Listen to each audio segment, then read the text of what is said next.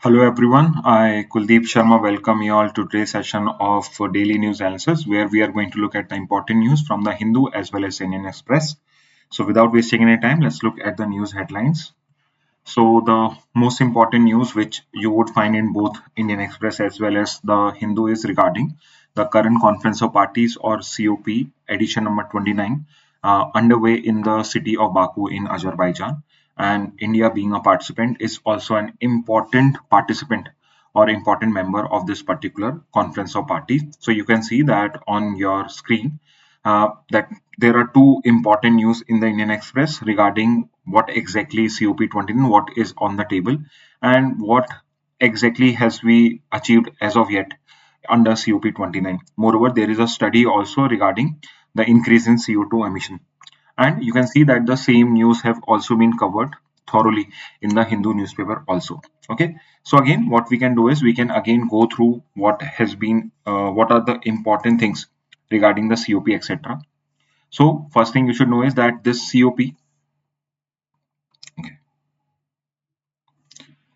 this COP 29th is the 29th edition of Conference of Parties,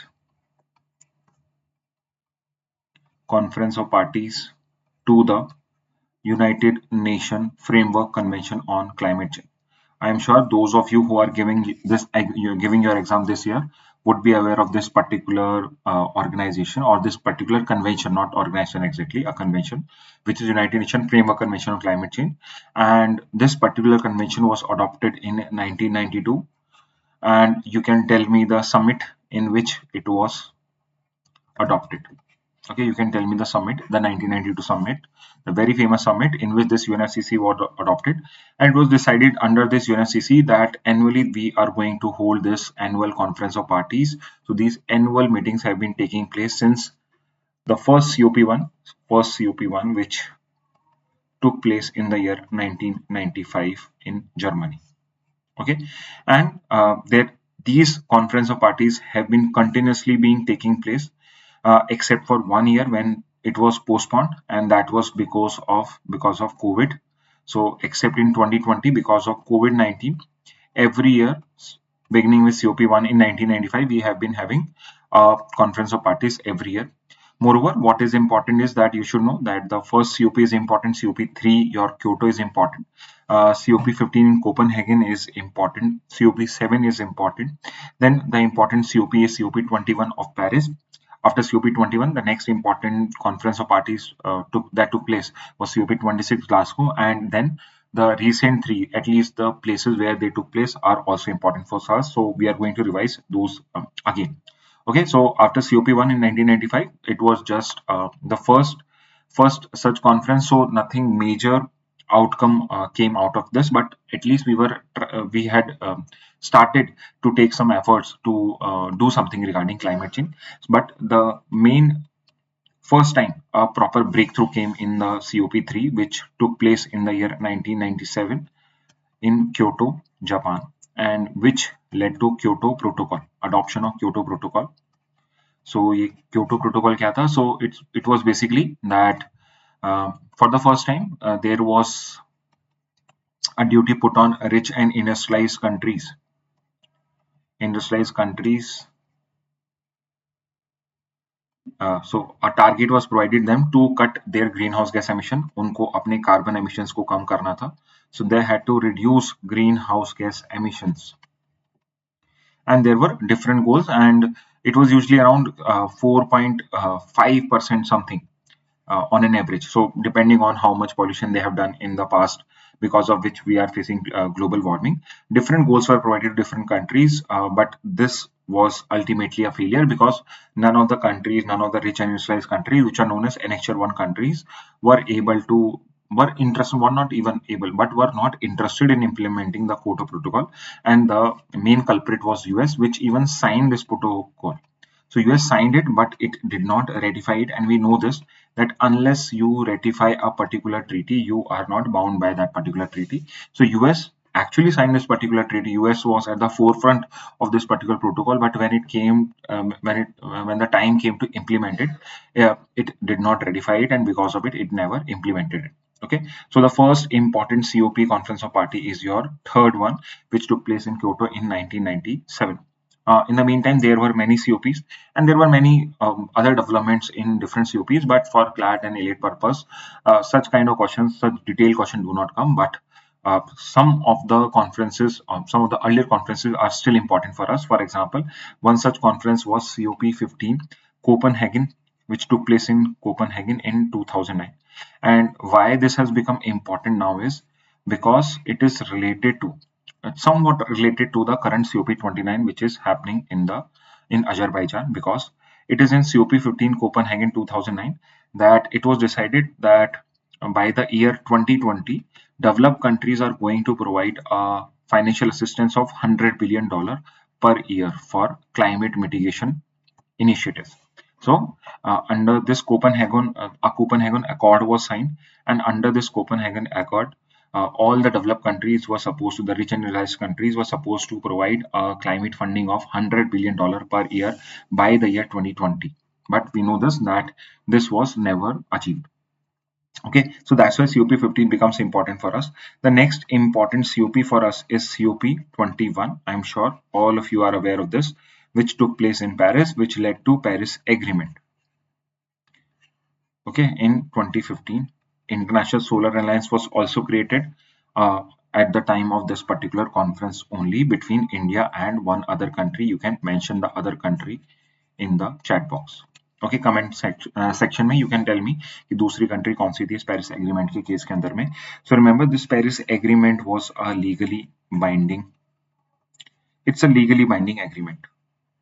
It's a legally binding agreement, and it is very famous for the goal which it wants to achieve, which is to limit greenhouse gas emission in a way that earth temperature do not cross 2 degrees centigrade and preferably do not cross 1.5 degree centigrade as compared to the pre-industrial level. So that is the target for us under the Paris Agreement. It's a legally binding agreement for all of us. Okay, so this would be first point. Apart from it, parties also agree. Under this agreement, parties also agreed to submit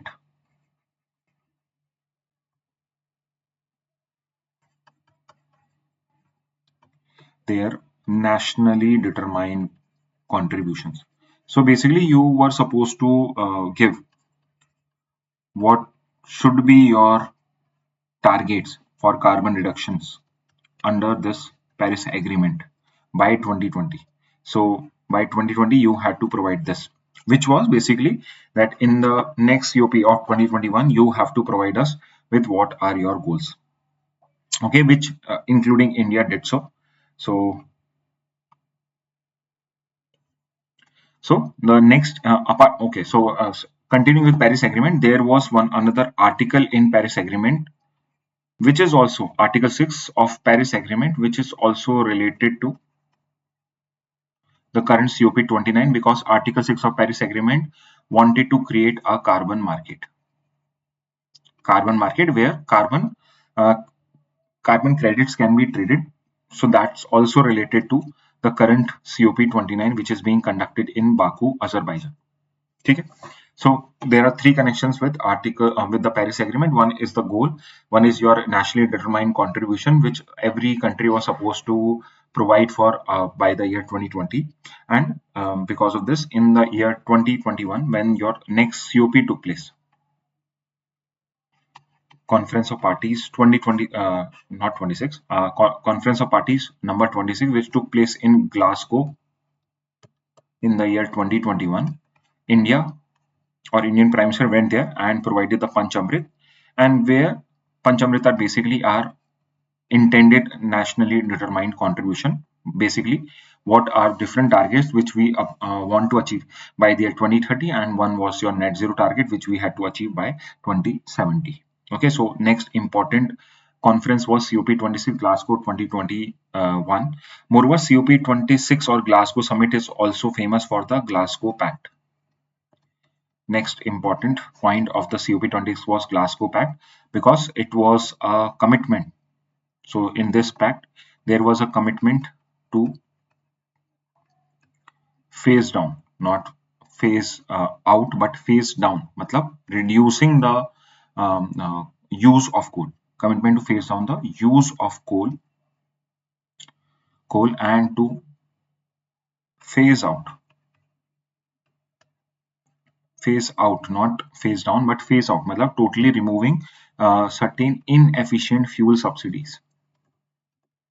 For example, fuel subsidy being provided by Indian government for still it provides fuel subsidy for kerosene, etc. Fossil fuel subsidies. Okay, so this was in the Glasgow Pact, that it was a commitment to phase down the use of coal and to phase out inefficient fuel subsidies. Okay, so so these were some important conference of parties which had taken place earlier. After this, the important one is your COP28, which uh, took place last year in Dubai, UAE.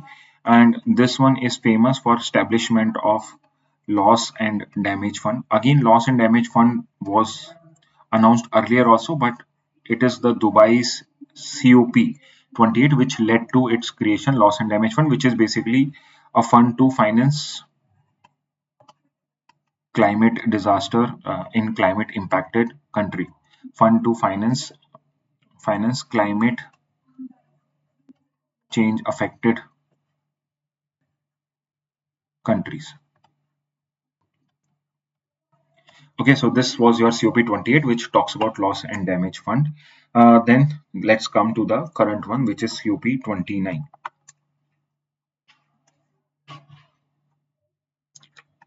COP29, which is currently taking place in Baku, Azerbaijan. And what you have to do is you have to tell me the president of COP29. Okay, COP29 ka president, not the Azerbaijan president. So if you want to name the Azerbaijan president also, because that you should also know, so you can tell me Azerbaijan president name also. So these are two important tasks for you for mentioning in the comment box. ठीक है, तो COP29 Baku Azerbaijan में हुआ. And one of the more important initiative is the finalization of NCQG, new collective quantified goal. So this is the main objective of this particular COP29, and this we have covered yesterday also, new collective quantified goals, because if you remember in COP in Copenhagen of 2009, exactly COP15, in that we had decided ki $100 billion per year would be provided, but we were never able to achieve. And in this NCQG, we are trying to have a amount more than your $1 billion per year. Many countries believe that it should be more than a trillion. So remember, it is only expected. More details are awaited that it should be $1 trillion per year of climate assistance by developed countries to developing countries. However, the main goal of NCQG is to at least compound or at least increase the amount which was promised by the year 2020, which was $1 billion, which was never achieved. And if you will read today's newspaper, what is the main breakthrough of this year's COP29 as of now, that we have been able to create carbon markets now. So carbon markets, a framework for carbon market has been created. Obviously, finalization is still left, but now we would be going to have carbon markets where you can trade in carbon credits. So Article 6 of Paris Agreement is somewhat being implemented in the COP29. So carbon market would be created where carbon credits would be traded by you. What are carbon credits? So carbon credits are certified reduction of carbon emissions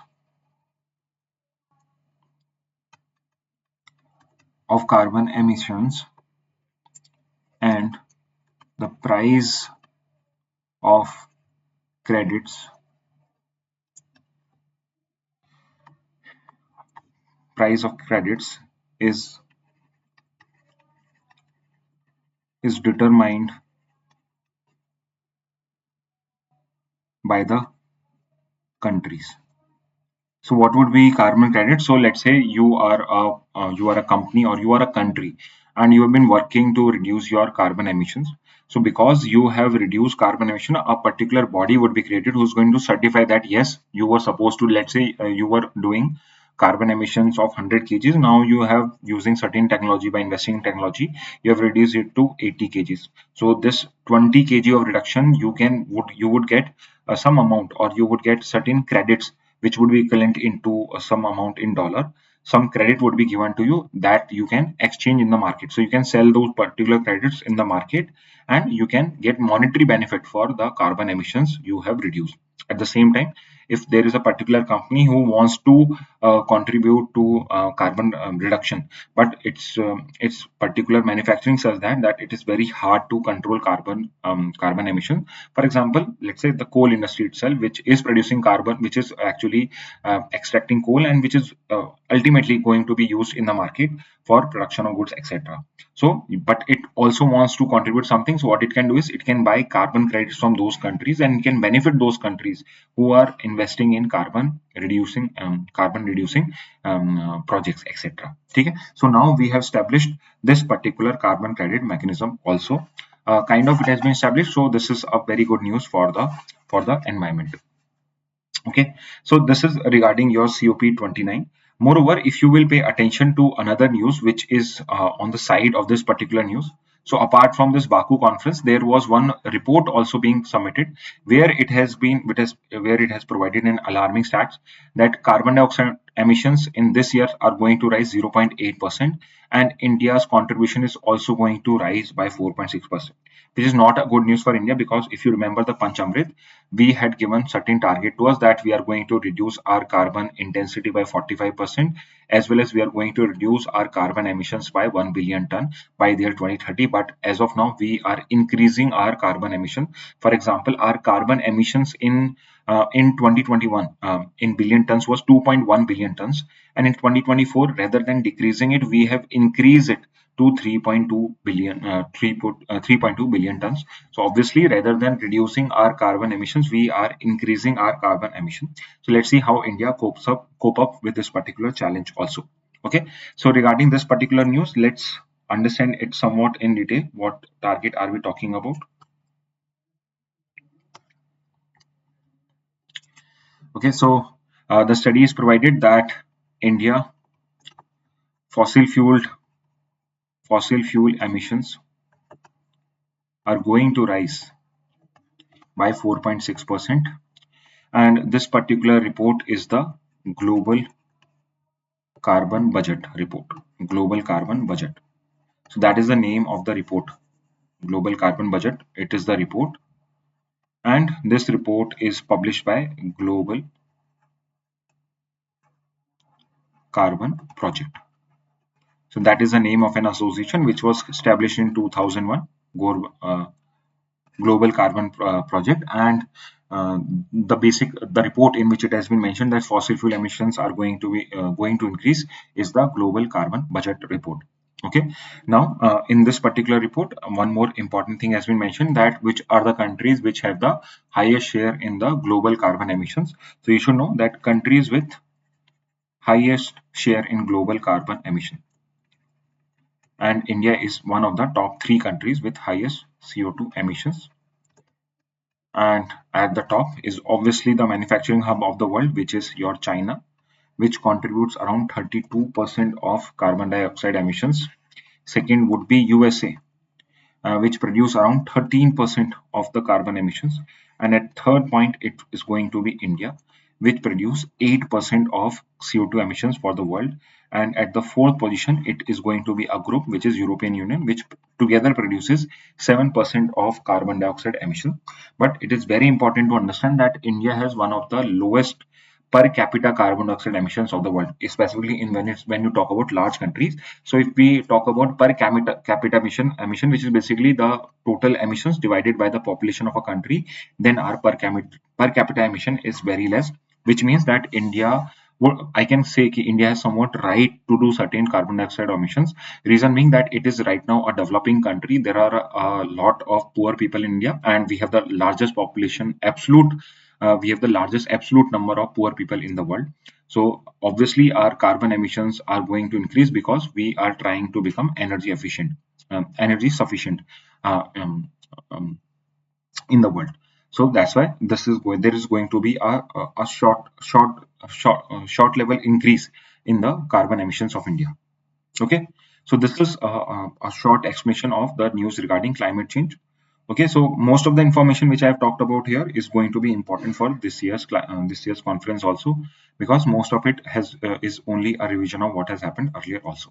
Okay, moving on to the news regarding inflation. So this is the front page news of today's Hindu newspaper, that food prices per retail inflation to 6.2% in October.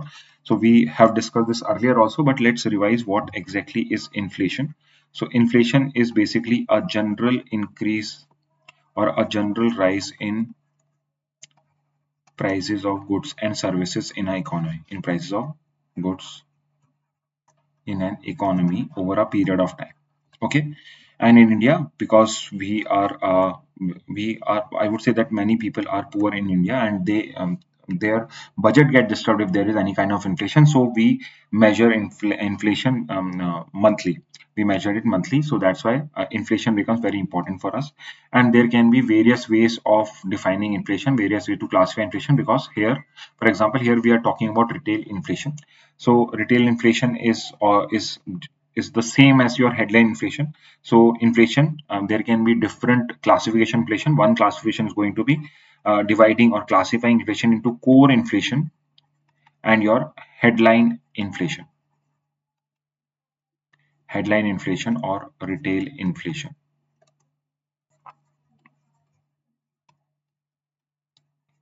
Headline inflation and retail inflation. What exactly is core inflation? So core inflation is the inflation in which I am not considering the volatile sector. What are volatile sectors? So volatile sectors are, or volatile commodities are those commodities which have a very high variation in increase or decrease in prices in a very small scale of time period. So core inflation, in which I measure inflation in economy except my volatile sector, which are basically my food and fuel. So you can see that in this particular case also, your retail inflation, the other inflation, is rising because of increase in food prices, because food prices are very volatile, and because of any kind of environmental changes, weather or climate phenomena or some tragedy, the food prices can increase a lot. Okay, and what is headline inflation? So headline inflation or retail inflation measures total inflation in economy, including fuel and food. Okay, so this is your core inflation, this is your headline inflation. Different organizations measure it. We are right now concerned with headline inflation, retail inflation, which is which is tracked through your consumer price index combined, and this CPI combined is published by Central Statistic Organization, which is an organization under Ministry of Statistics and Program Implementation. So again, I'll repeat, what is headline inflation or retail inflation? So retail inflation measures the total inflation in economy, and as the name suggests, retail inflation, which means inflation at the retail level. So one would be your wholesale level, and the other is going to be retail level, which is basically at the consumer endpoint. So when the consumer buys it, what is the increase in the prices of general increase in price of goods in an economy is going to show me the retail inflation. So basically, this is the total inflation in economy, including the inflation in fuel prices as well as food prices. This particular headline inflation in India is measured by your consumer price index combined rural plus urban areas, which is basically published by your Central Statistic Organization under Ministry of Statistics and Program Implementation, and it is published with a time lag of 2 weeks. So there is a time lag of 2 weeks. So which means the report which you are studying right now is from 15 days ago. So you can call it a fortnight. So this particular inflation shows your inflation in the retail sector 15 days ago. Okay, so this is regarding your food prices per in retail inflation in India. Okay, moving on to the next news. So the next news is more of a one-liner. So DRDO has carried out test of long-range cruise missile. So cruise missiles are very important for us.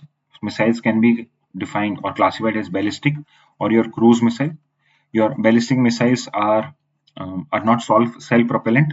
So basically, they use projectile motion to deliver targets, to deliver warheads to a target. Basically, you launch them and you launch them at an angle so that it go and attack at a particular position. So they have a hyperbole motion.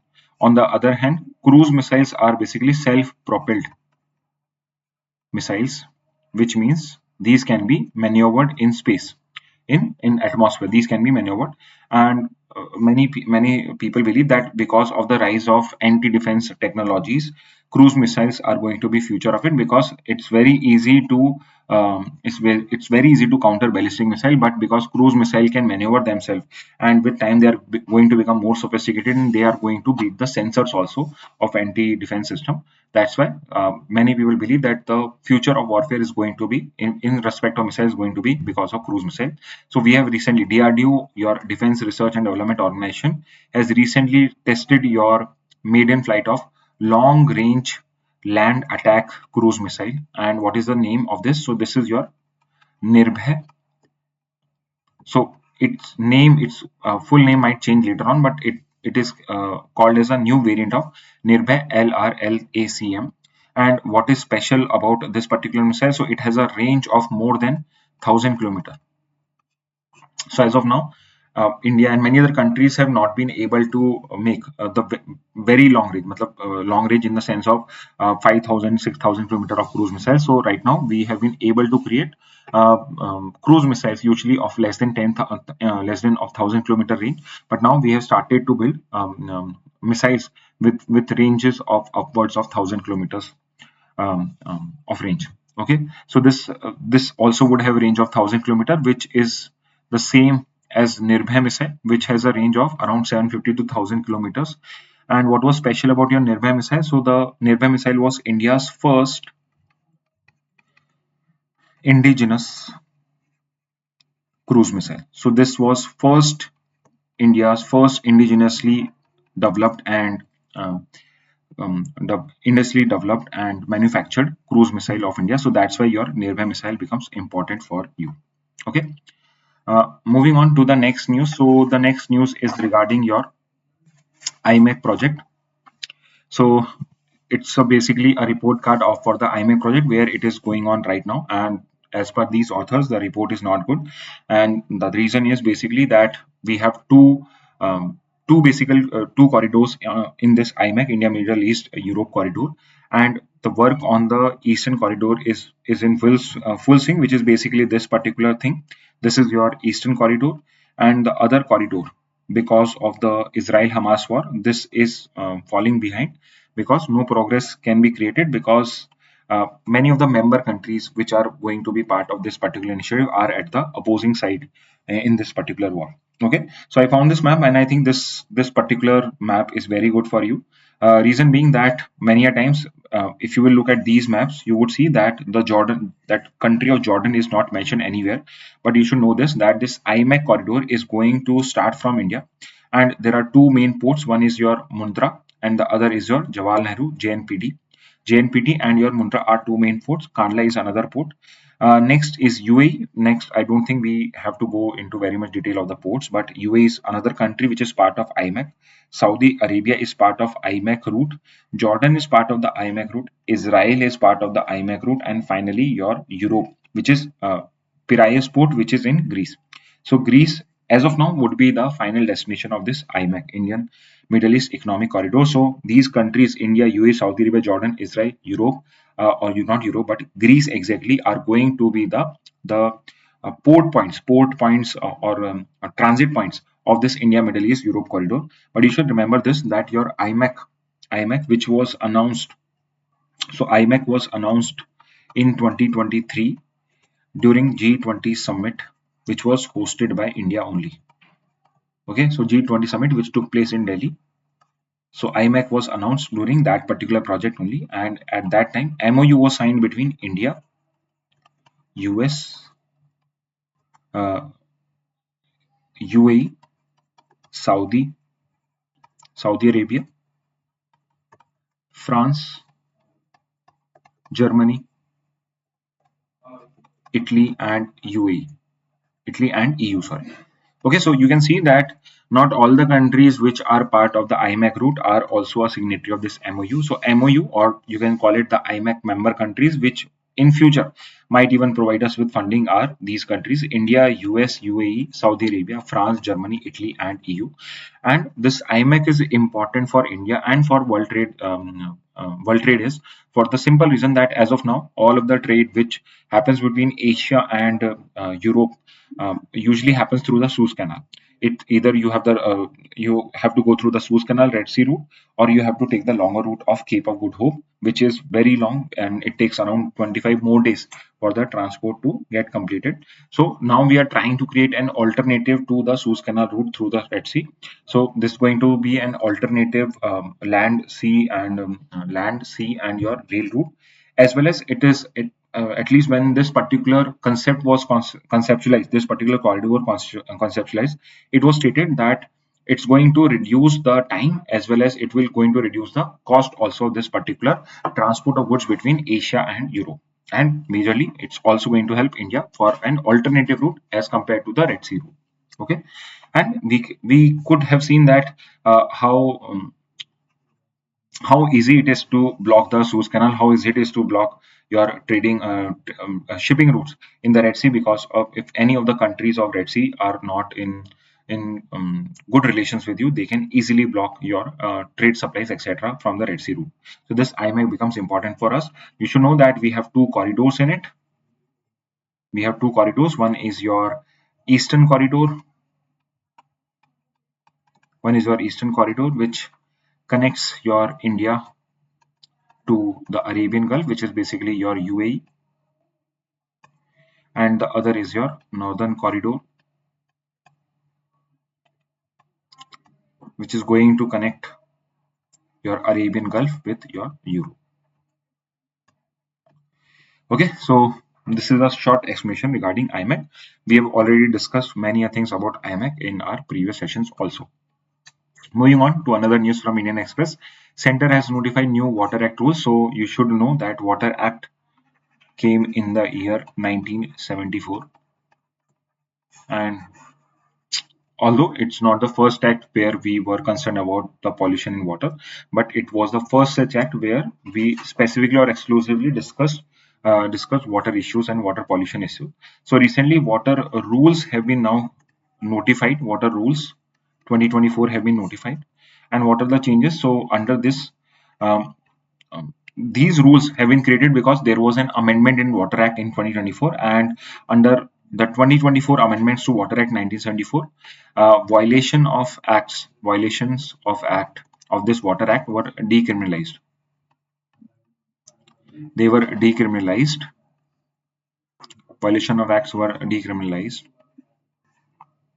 and um, they were replaced with penalties only. So how these penalties are going to be implemented, etc., they have been provided under Water Rules of 2024, and as per it, only adjudicating officers can send notices on basis of complaint. So let's say you are a person who go and complain to a particular authority regarding that this Water Act has been violated and this person or this company is violating it. So now you are going to put a complaint to a particular officer, and those offices have also been mentioned in the new rules, that only the CPCP, State Pollution Control Board, integrated regional officers of ministry can only be the one who can complain, or any person can complain, but those complaints are going to go to an educating officer, and that educating officer is going to send notices. So only they have the power to send notices to the concerned person. Okay, so only they can send notices to the concerned person. Okay, so this is the first news, and the second important second important point of Water Rules 2024 is that now an education time limit has also been provided, that the whole procedure of this complaint and complete resolution should complete in within 6 months. Should complete within 6 months. Okay, so these are two important changes in the center notified new water act rules. Okay, so the probability of coming of these particular rules this year is very less, but they would be important for next year. Okay, let's look at the next news. So PM Modi to embark on a three-nation tour, attend G20 Leaders Summit in Brazil next week. So, okay, for this particular year, this is not that important, but you should know this, that which are the three countries, and whatever is the outcome of the three visits, those would become important for us. So the three countries which he is visiting is one is your Nigeria, one is your obviously Brazil is another country, and the third country is Guyana. So, Indian Prime Minister is visiting that state after 17 years, and uh, an Indian Prime Minister or head of state is visiting Guyana after 68 years. So, a lot of time period has passed since the last visit by our Indian head of state to this country of Guyana, and now he's also going to go to Brazil. And in Brazil, we are having this year's G20 summit, and that was one of the reason why Brazil declined to host your BRICS summit also, because it said it cannot host both the summit together in this particular year.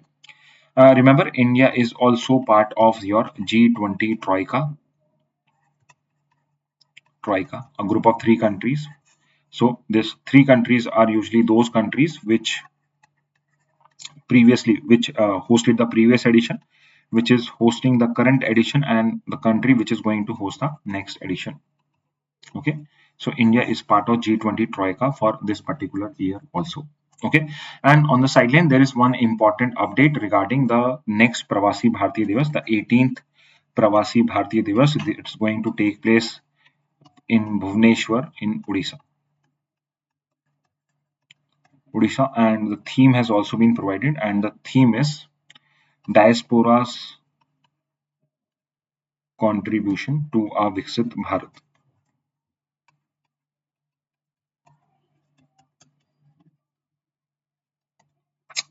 Okay, so this is, I would say, this much is only important for us for your CLAT exam. Moving on to the last news, that there is a update regarding a change in classification of FPIs into FDIs also. So usually there is a difference between FDI and FPIs. So what is the basic difference? So FDIs is basically when a foreign company acquire stake in a company, and FPI is basically when you do not directly acquire stake in a company, but you go and buy shares and stocks from the share market. So you go and invest in a company through share market or IPOs, but you are not directly buying and talking to the owners or the shareholders and buying a stake in that particular company. Usually these are for long-term investment, and they are very good for the economy, because you know that this particular amount is going to be there in the economy. But these are many a times very short term or of medium term only. Okay, so right now, because lot of FPI is moving away from India, simply because that Donald Trump has been elected president, and many people are nervous that the global trade might fall down more, and there would be lesser and lesser of returns in the developing country market. Moreover, many of your FPI is moving from India to China, because China has also announced a stimulus for its economy. Okay, so what RBI has done is, RBI and SEBI has approved that your FPI of more than 10% in a single company, 10% plus. So earlier, if you had to do FPI in India, you cannot do more than 10% in a single company. So now what has happened is that if you want to do an FPI and you want to do an FPI in a single country in excess of 10%, so that particular FPI of 10% plus is going to be considered now FDI. So what has happened is that earlier you cannot do more than 10% plus FPI in a single company. Now you can do a FPI of 10% plus, but that particular FPI of 10% plus would only be considered as an FDI now. So that is a new update with regard to the FPI and FDIs in India. Okay. So student, these were the important news from today's Hindu and the Indian Express. I hope this initiative is being useful to you. If you have any doubt, any feedback, you can mention it in the comment box. We try to incorporate those feedback into our presentations also. Okay, so that's it from my side. Thank you and have a very nice day.